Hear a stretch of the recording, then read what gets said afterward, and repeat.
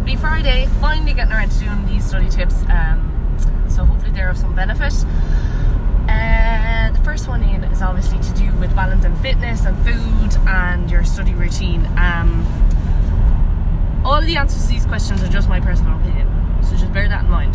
I'm not a teacher, I'm not a parent, but I suppose I have been through the education system not all that long ago, but a little while ago. So this is just my experience and I suppose what I've gone through with school and college and bits and pieces like that. So I was never really into fitness back when I was in school, which I know I can't even believe, but what I will say is fitness nowadays, I work out for my mind first and foremost. And I think it's very, very important when you're doing exams and when you're studying to have some form of release. So whether it's you're into music, you're into dancing, you're into fitness, whatever your thing is. But I think it's really important to get out and get some fresh air. So if you can, a couple of times a week, head out for a walk, even if it's only 20-30 minutes, a few times a week. That will just make such a difference to your mental health, your, I suppose, your focus, your ability to retain knowledge, and just kind of alertness. That's the wrong term, but you know what I mean. Your ability to actually retain information. I'll talk a little bit more about making a timetable and stuff like that, but what I will say is allocate a couple of, whether it's evenings or mornings, depending what suits you better. And this is all relative as well, by the way. You very much have to find out what works for you and what doesn't, because I know some people are really good at like maintaining all their extracurricular activities and still getting like straight A's in their subjects. Some people can't do that. Some people study with music, some people have to be in complete silence, some people are able to study better in the mornings than they are at night time. It depends. So this is all relative. I think it's very much about finding your own groove and don't mind what anybody else is doing. What works for you won't necessarily work for somebody else and vice versa. But allocate a couple of evenings, or as I say, mornings every week, whereby you're going to do some form of exercise. Dancing, walking, swimming, I don't know, horse riding, whatever it is you're into. If you're into going to the gym, fantastic. Whatever it is.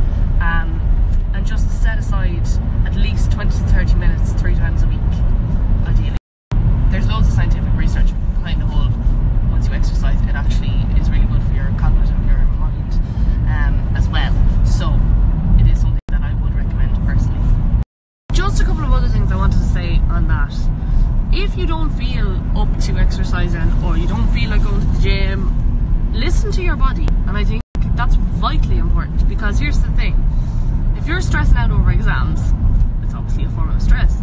If you're going to the gym and working your body really hard, that's another form of stress. So you've got to kind of balance it. Yes, I know sometimes one can actually resolve or alleviate the other, but don't be putting yourself under too much pressure. That is key. There's enough pressure already on you, so listen to your body intrinsically and don't overdo it. As well, just on the healthy eating, eat what you can, try obviously and eat as much nutritious foods as you can. But if it's a case of you can't, or you need chocolate, or my advice is eat whatever you need to eat in order to get through those exams. That's what I'm saying. Because ultimately, at the end of the day, it's more important that you get through it as efficiently as you can. Things like fish and omegas, your nuts, all of those good fats, your oils, olive oil and stuff like that, they're proven obviously to help as well with brain function, memory and stuff like that. So it is worth eating the good stuff, avocados, things like that. But you know, if you're really craving something, it's better that you eat something rather than eat nothing. Do you know what I mean? Because you need to keep your energy and your strength up to even function mentally, never mind physically. So that's really important. And you'd be surprised actually how taxing it is on your body, sitting exams and doing all the study and the pressure that you're under. Because stress is one of the most debilitating things that we as humans can undergo. So just mind yourself. So they're obviously related to doing your homework and balancing your study work. That can be difficult, but I don't know, I would be of the opinion that if you do your homework really well and then get as much study in as you can, you're more likely to retain it, because obviously with homework you're doing the exercises, you're having to write it out, you might even have to look up the answers and stuff like that, and you'd be surprised at how a question that you've answered during homework might actually crop up during the exams. So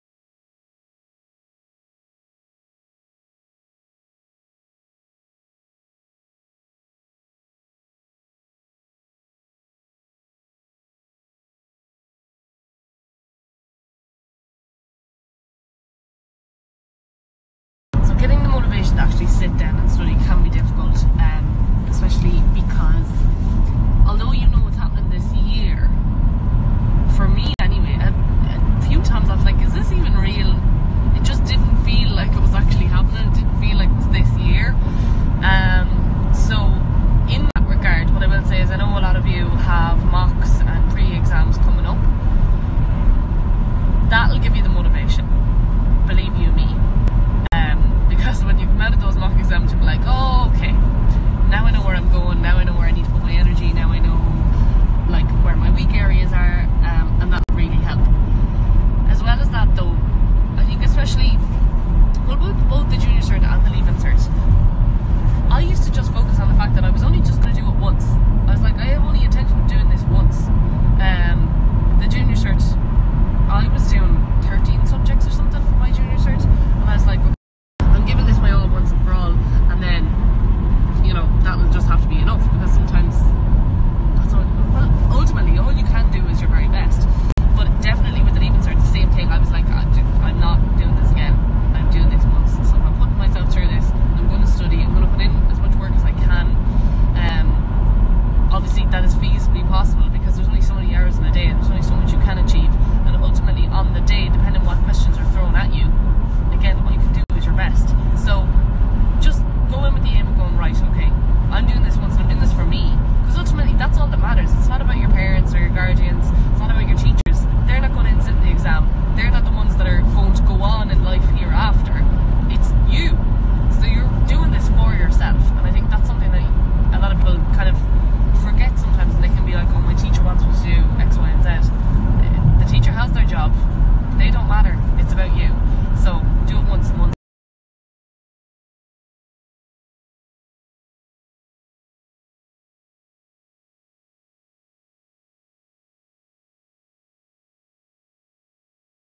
So memorizing things is something that I really only became good at when it came to memorizing scripts or scores or stuff like that. Still, I didn't do like history or geography or anything like that for the leaving cert. But when I was in junior cert, and I know with physics and things like that, whereby I had an awful lot of definitions and formulas and theories and stuff to remember off, I used to make the flashcards. You've probably heard of those. You can even just cut up regular paper or whatever and write down bullet points, and that's all you need, and that's all you should need. So a sentence max. If you can get it down to a word, even better, whereby the word will just remind you of what's coming next. So if it's a case of a history essay or something like that, maybe you can remember the first word of each paragraph, and maybe a line to do with it, so that your history essay turns into like 6 flashcards, and you will remember what you need to know for that. That would be what I'd say. Try and minimise it to a word or a sentence. Just right into that, I know there was someone asking about Irish. What can sometimes help, I think particularly when you're writing like a story, as in like creative writing in Irish or English, if you draw pictures. So if you have your essay written out and you want to remember it, you draw pictures in relation to it. I think with Irish in particular.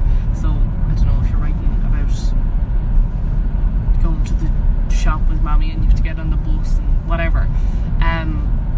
If you draw the images, and then you might find it easier to remember the images rather than text or words. But maybe then on your flashcards you could do the image doodle with the Gaeilge words underneath or whatever, that, you know, the vocab that you need to include. I'd say the same for possibly French and German as well. Could be handy.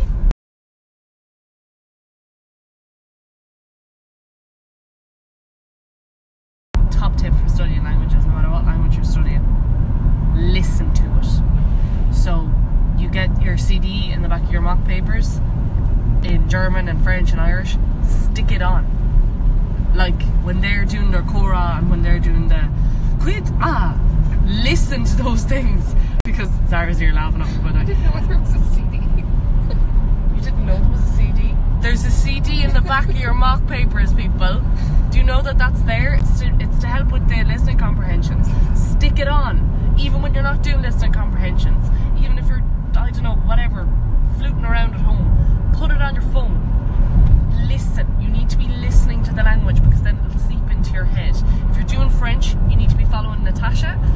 I'll put her handle in the next snap, and she does Essential French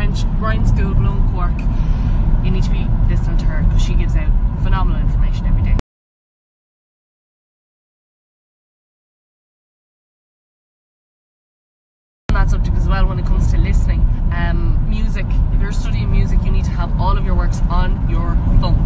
On your phone. It used to be the iPod back in my day, but I think most people just have it on their phones now. You need to have all your works on your phone. You need to be listening to that, like, all of the time. All of the time. All of the time. All of your set works. Going through it. And if you, I'd say what you should do is put them in a playlist so that when you come back into listening to it, you're not going back to the top again, you're continuing on. Because we all have a tendency to pick our favourite piece and then you'll keep listening to that one, but you won't have a clue of the other ones. So, playlist on your phone, all your set works, get them down and listen, because it'll go into your subconscious. Whatever you're doing, if you're out for a walk, throw it on. If you're sitting at home, throw it on. Just have that constantly going around, because that will really, really help.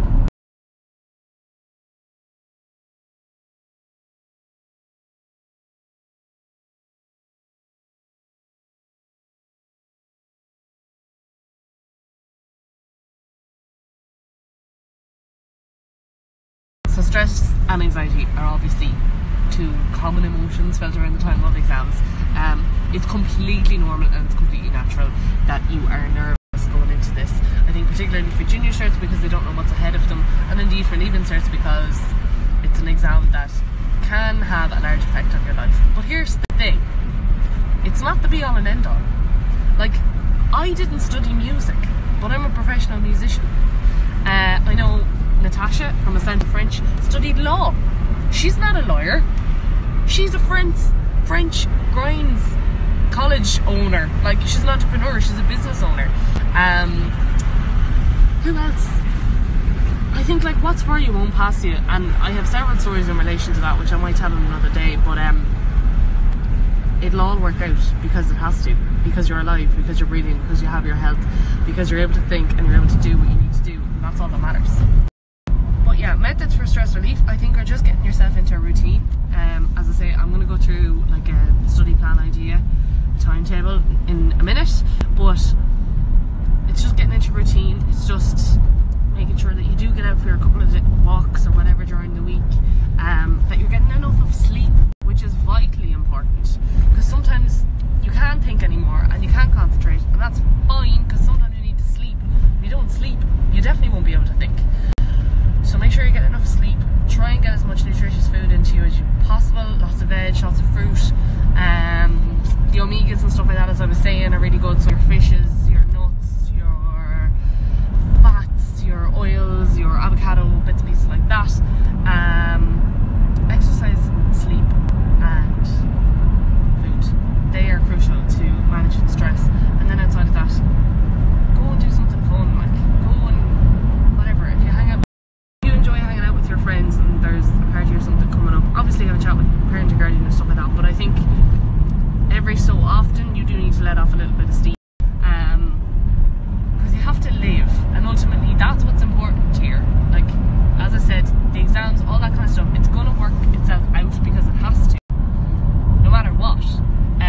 So what's for you won't pass you, so don't try not to stress out too much and try and trust in the fact that it's going to happen. Just take it a day at a time. That's all you can do, and all you can do is bring your very best to each day, and indeed to each exam when you get to it.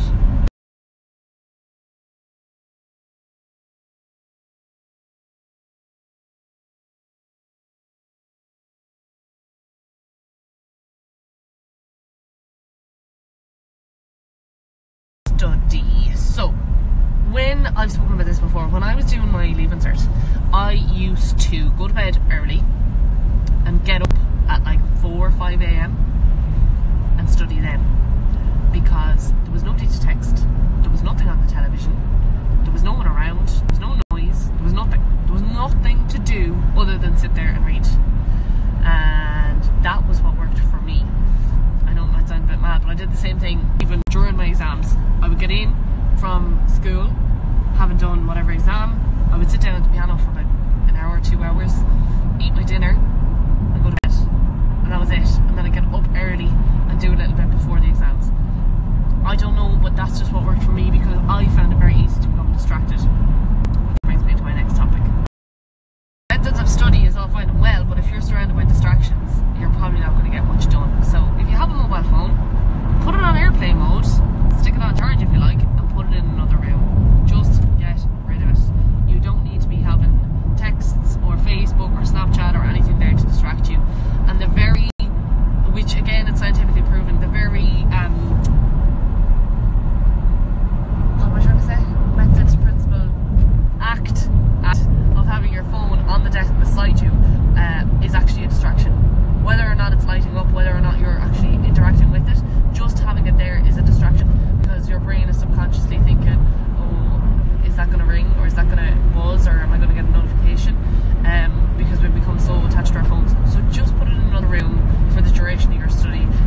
sit down and study for 2 hours, just put it away for that 2 hours. Get yourself a watch or a clock to monitor your time, but you do not need your phone or internet. Yeah, I suppose methods of study, people are talking about writing information out and learning it off by heart, or like the flashcards that I mentioned there previously, or the listening, like when you're listening to things like that. Personally, I learn better, I think, when information is presented to me in several different ways, not just in written format. Like, I like being able to listen to things, being able to interact with things, watching YouTube clips on bits of information, and luckily for your age group, even more so than mine, you have more of those resources available to you now more than ever.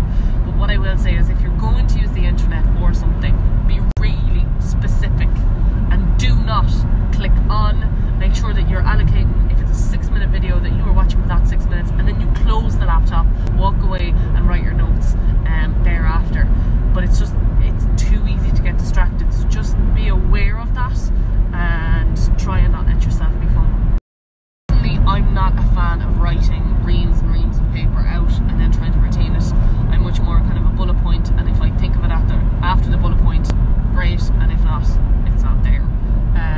That's just the way my brain works. Some people do find it really beneficial to write out chapters and reams of stuff, but I just don't learn in that method, and I find that then there is too much material, because I have my written versions, I have my notes, I have the actual textbook, and there's just too much happening, there's too much going on. So for me, that doesn't work, but different methods of content will work for me. So like that, when I'm listening, if I have my flashcards, if I have my textbook, and then we'll say if I have an online resource or something like that, that would help as well.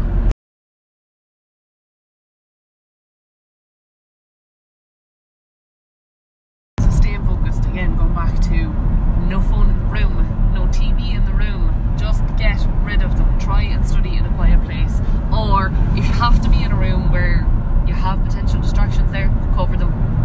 Literally, get a towel or something, or a blanket, just throw it over the TV, throw it over the computer, whatever's there, just cover them, because out of sight, out of mind. And yeah, that's what worked for me. I wouldn't be able to study in a room whereby there was noise, or like some people can study with music. I personally can't. I just find it doesn't go into my head. So you need to find what works for you. I think that's the main thing, and you need to have a plan.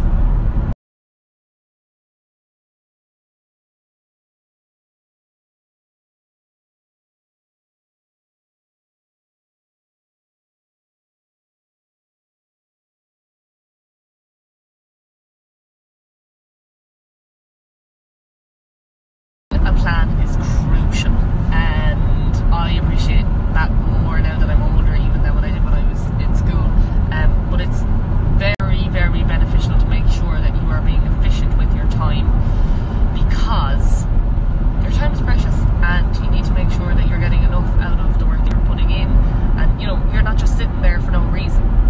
So what I would suggest doing is doing up a timetable for your week, which includes your study and your extracurricular activities. So if you're into whatever, drama, horse riding, sports, whatever your thing is, that you include that as well as part of your week, just to get you through the next few weeks. So between now and the mocks, what I'd suggest doing is doing up your own version of a timetable, whereby if you have evening times free, and map it out how many hours you're going to put in.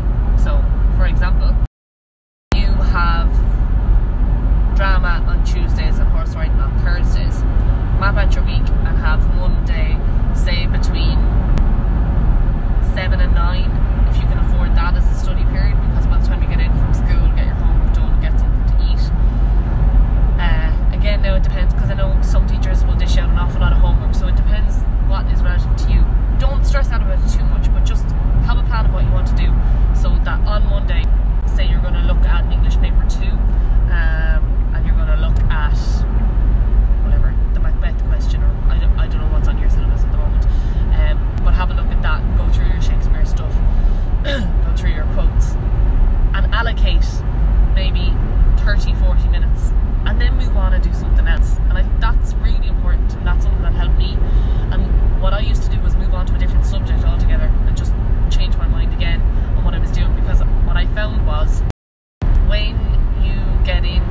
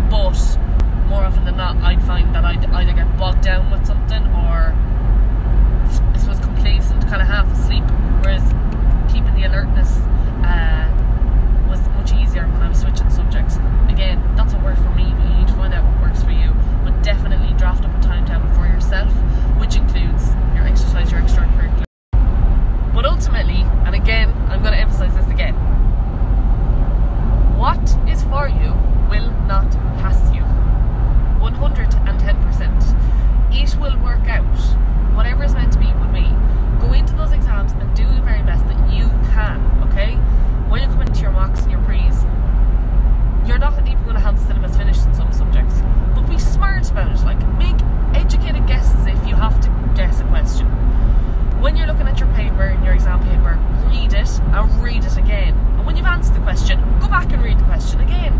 That's so vitally important. If you find that you have extra time toward the end of an exam and you're sitting there, don't run out the door immediately. If you have time to give yourself a couple of minutes grace where you just chill out, allow yourself that, but then go back, reread what you've written, reread the questions again, because you never know. And always read the instruction of how many questions you're actually meant to answer. To our entrepreneurs, business owners, they didn't even do their Leaving Cert. I know people who would have gotten straight A's and went to university, thought that they wanted to do a certain course, signed up for it, and within 3 months they had dropped out because it wasn't the course for them. I know people who got straight A's, took a year out, ended up travelling, and then went and did like acting or makeup artistry, a course that you didn't necessarily need academic points for, the CAO. You didn't need that to go and do it. There's horses for courses. There's something for everybody. Your talents and who you are is much more than a couple of silly papers.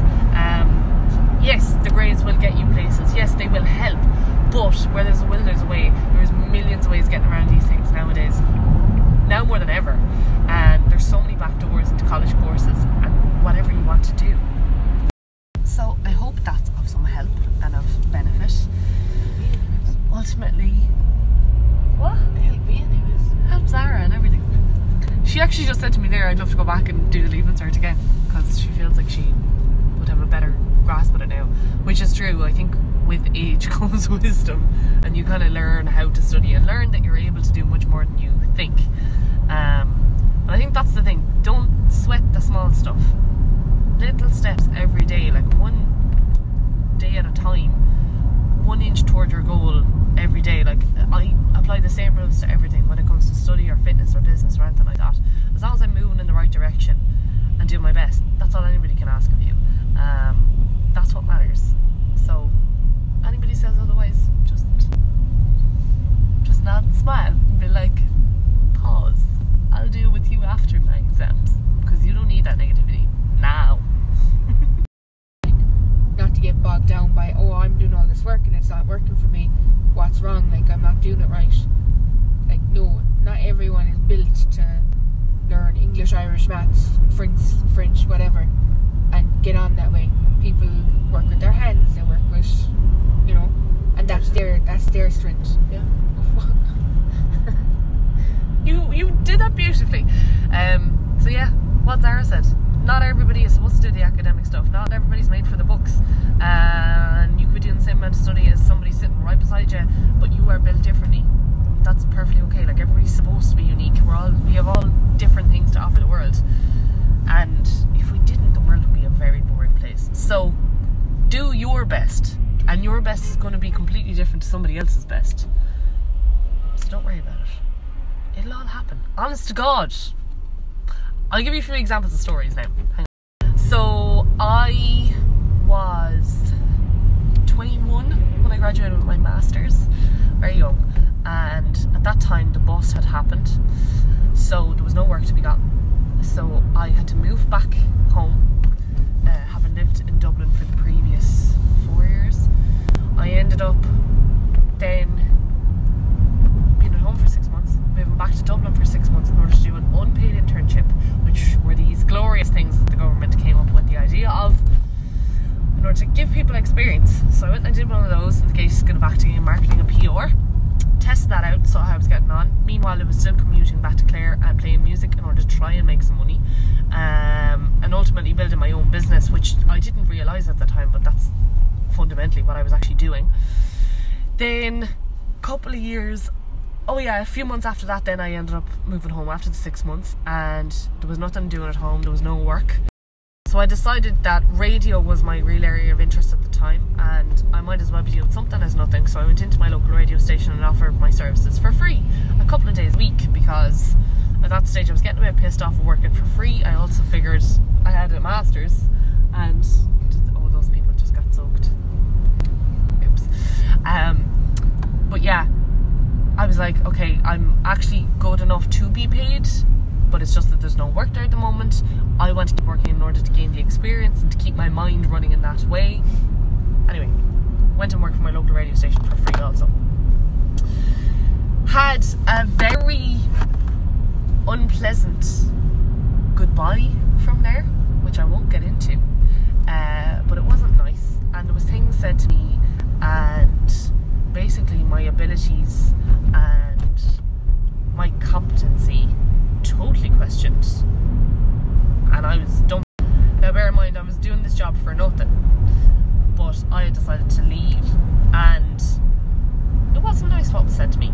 But here's the thing, the amount of negativity that I faced before and since then, water off a duck's back at this stage, because you just have to keep going.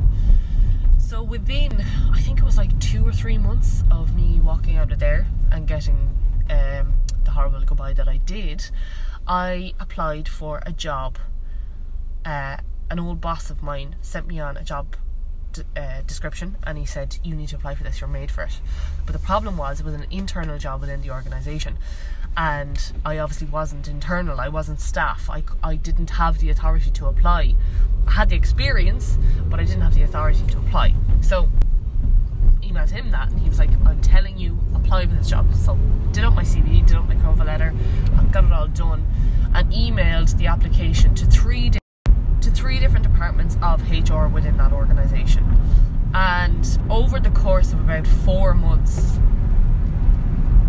I got 3 different refusals from 3 different people, saying that I wasn't eligible for the job. And about 2 weeks after the last refusal, and I was kind of questioning, going, how is it still on file? Like, how is a second and a third person still seeing my application? Because surely the first person would have deleted all of them, do you know what I mean? Because I wasn't eligible, which I knew.